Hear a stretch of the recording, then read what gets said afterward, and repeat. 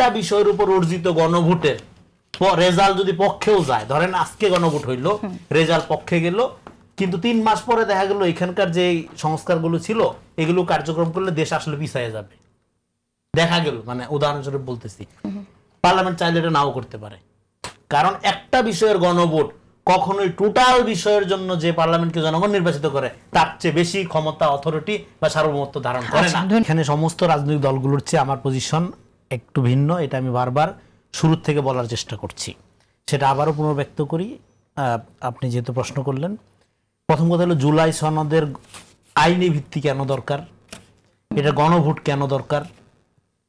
এইখানে বাংলাদেশ রাষ্ট্রের গণঅভ্যুত্থানের মধ্য দিয়ে সেকেন্ড রিপাবলিক শুরু হয়ে গেছে। এই রাষ্ট্রের শুধু সংস্কার না, পুনর্গঠন দরকার। এই বিষয়ে আওয়ামী লীগ ছাড়া কারো কোনো দ্বিমত আছে? যেই বিষয়ে কারো কোনো দ্বিমত নাই সেই বিষয়ে গণভোট কেন দরকার আপনার? 1 নাম্বার। 2 নাম্বার, এই সরকার যদি বৈধ হয়, গণঅভ্যুত্থান একটা ম্যান্ডেট, তারপরও আবার 106 এর আপনি রেফারেন্ডাম নিছেন কোর্ট থেকে, সংবিধান এবং এক্সট্রা সংবিধান, মানে আপনি কনস্টিটিউশনাল এন্ড এক্সট্রা কনস্টিটিউশনাল 2 অর্থ মিলে এই সরকার হিউজ ম্যান্ডেটের ভিত্তিতে গঠিত। সমস্ত রাজনৈতিক দল শুধু না, গৃহবধূ থেকে শুরু করে স্কুলের বাচ্চা পর্যন্ত ম্যান্ডেট দিছে সরকারকে, গণঅভ্যুত্থানের কথা বলছি।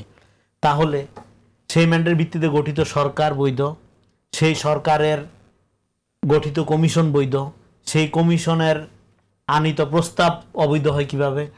তারপর আইনি ভিত্তি দরকার কি? তাহলে তর্কটা এই জায়গায় না, এটা একটা কমপ্লিটলি কুটতর্ক করা হয়েছে দেশকে রাজনৈতিক দলগুলোর মধ্যে পরস্পরকে বিভাজনের মধ্যে ফেলার জন্য, পরস্পরকে মুখোমুখি করার জন্য। আপনার ক্রাইসিস কি? আপনার ক্রাইসিস হলো আপনি দ্বিতীয় রিপাবলিকে প্রবেশ করবেন। আপনি যদি সংবিধান সংস্কারই করেন, তাহলে সংবিধান সংস্কার পরিষদ বা গণপরিষদ রাখেন। গণপরিষদ রাখলেই তো জুলাইয়ের আইনি ভিত্তি, তারপরে হলো এটা সাংবিধানিক স্বীকৃতি, তারপরে হলো এই নোট অফ ডিসেন্ট মানা না মানে, এই প্রশ্নগুলোই তো থাকে না, কারণ আপনি তো নতুন রিপাবলিকে প্রবেশ করতেছেন। এবং সেটা কিভাবে করবেন, সেই প্রক্রিয়াটা আপনি গণতান্ত্রিকভাবে করছেন না অগণতান্ত্রিকভাবে করছেন, সেটা আমি আপনার পজিশন দেখে বুঝতে পারবো যে আপনি কি মিন করেন। সেটা আপনি বিএনপি হন, জামাত হন, এনসিপি হন, আপনি সেটা গণতান্ত্রিক প্রক্রিয়ায় পরিবর্তনের দিকে যাচ্ছেন না হঠকারী মানে অগণতান্ত্রিক ভাবে যাচ্ছেন, সেটা আমি কিভাবে বুঝবো? যেমন ধরেন এখানে আমরা আছি 4 জন, আমি ধরে নিলাম এই 4 জন আমাকে সমর্থন করে, আমি ধৈরা নিচ্ছি, ধৈরা নিয়ে এবার আমার একটু পছন্দ, ধরেন এই ভাইকে আমার একটু পছন্দ, হ্যাঁ আমি জানি সবাই আমাকে সমর্থন করবে, কিন্তু আমি কাজের ক্ষেত্রে ওনাকে একটু প্রেফার করলাম, গণতন্ত্র হবে না। কিন্তু এবার আমি ভোটে গেলাম যে আপনারা আমাকে পছন্দ করেন কিনা আমি জানার জন্য ভোটে গেলাম। এবার আমাকে ধরেন অর্ধেক ভোট আমি পাইলাম, মানে 51% ধরেন আমি পাইলাম। কিন্তু যখন আমি 51% পাইলাম, তখন আমি ওই 100 আরো যে 49 জন পাইলাম না, তারও ম্যান্ডেট প্রাপ্ত হই, 100 জনের ম্যান্ডেট প্রাপ্ত হই। কিন্তু আমি যদি ধরে নেই 100 জন বা 97 জন আমার পক্ষে আছে, তাহলে সেটা গণতন্ত্র মিন করে না। এটাই পার্লামেন্টারি ডেমোক্রেসির নিয়ম, এটাই পার্লামেন্টারি ডেমোক্রেসির সীমাবদ্ধতা বা সুবিধা অসুবিধা যাই বলেন। এখন আপনাকে তো এই পদ্ধতির মধ্য দিয়ে যাইতে হবে। তাহলে সেক্ষেত্রে আপনার এখানে একটা পার্লামেন্টের সভারেন্টিকে আপনি যখন আন্ডারমাইন করবেন, তার মানে আপনি পিপলসকে আন্ডারমাইন করেন। পার্লামেন্টের সভারেন্টির কথাটা কখন আসে?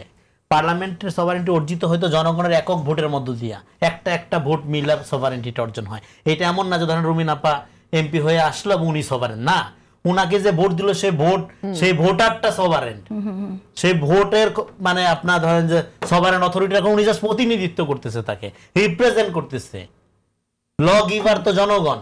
তাহলে পার্লামেন্টের এখতিয়ারকে এখন গণভোট ধরেন, তারপরেও জুলাই সনদে ধরেন একটা গণভোট আপনি করলেন, সেই গণভোটে আর তারপরে ধরেন জিত, এটা আপনার কার্যকর করবে কে? পার্লামেন্ট ছাড়া।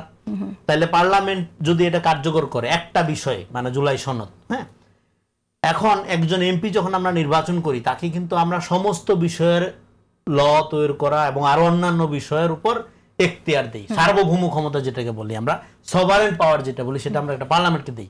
এইবার একটা বিষয়ের উপর অর্জিত গণভোটের রেজাল্ট যদি পক্ষেও যায়, ধরেন আজকে গণভোট হইলো, রেজাল্ট পক্ষে গেল, কিন্তু 3 মাস পরে দেখা গেল এখানকার যে সংস্কারগুলো ছিল এগুলো কার্যক্রম করলে দেশ আসলে পিছিয়ে যাবে, দেখা গেল। মানে উদাহরণস্বরূপ বলতেছি, পার্লামেন্ট চাইলে এটা নাও করতে পারে, কারণ একটা বিষয়ের গণভোট কখনোই টোটাল বিষয়ের জন্য যে পার্লামেন্টকে জনগণ নির্বাচিত করে তার চেয়ে বেশি ক্ষমতা, অথরিটি বা সার্বভৌমত্ব ধারণ করে না। ধন্যবাদ।